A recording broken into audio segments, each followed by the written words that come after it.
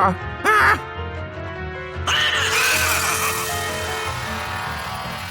no.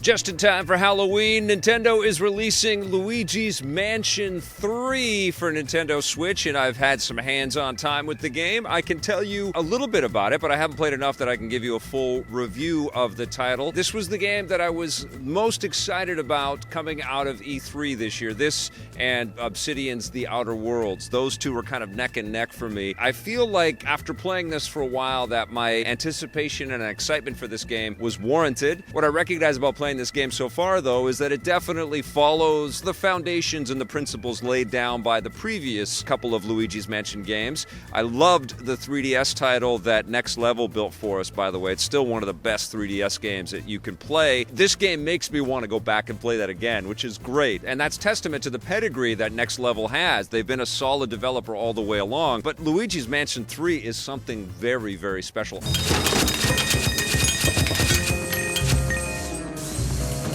It's a beautiful game, perhaps one of Nintendo's most cartoon-like experiences that they've ever crafted, and that's saying a lot because they've made a lot of games that look like playable cartoons. The animations that we see on Luigi's face as he's frightened by ghosts, and also the ghost animations and the boss battles, they're all wonderful and completely endearing. Of course, you've got your flashlight, and you've got the extra flashlight, sort of interdimensional flashlight that allows you to see ghostly things that are at first invisible to your naked eye.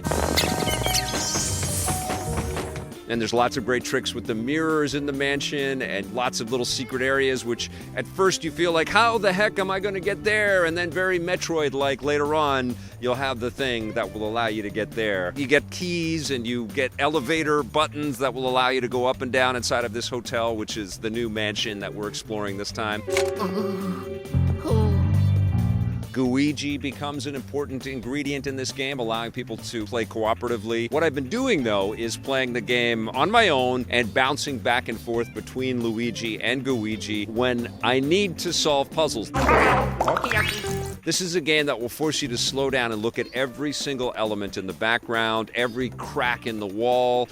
This is a puzzle game and it's an adventure game.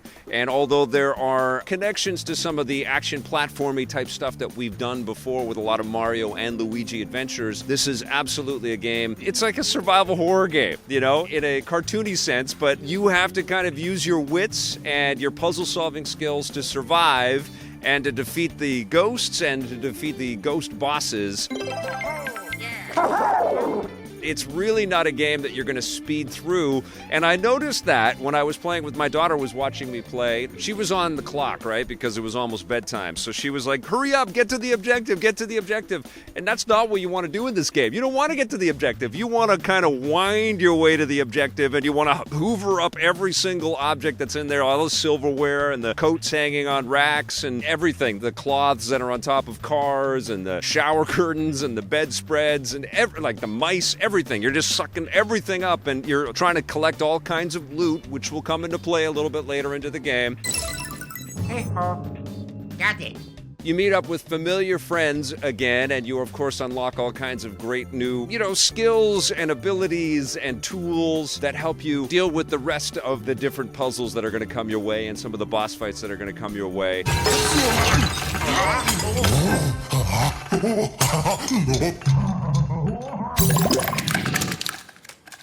It's really, really fun, and you can tell that these guys just, in partnership with Nintendo, they worked overtime to make this game something really special. I do wonder, though, if you're playing it with somebody else, how much patience they're going to have while you deal with every interactive object that's on the screen. Because you can interact with every single thing that you see on screen. All the balls on a pool table, you can blow them into the holes and then get a little, reward for playing billiards inside of the mansion, which is crazy.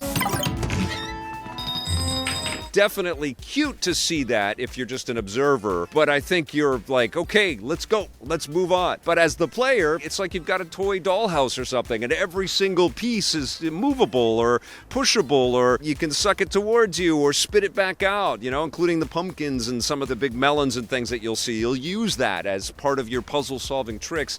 It's really remarkable. There's also multiplayer in this game, but I haven't had time to play any of that yet. I'll talk about that stuff with the full review, which will be coming soon, but it's cool that that's also an extra element in here. Again, it's one of these games coming out in 2019 that this has got to be, if not the most remarkable year for Nintendo, one of the most remarkable years for this incredible game company.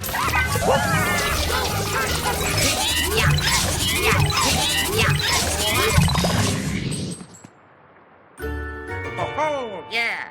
This is a ton of fun. I can't give you a score. I haven't played it enough that I can review the whole thing. I intend to finish this game, though, because it's completely addictive.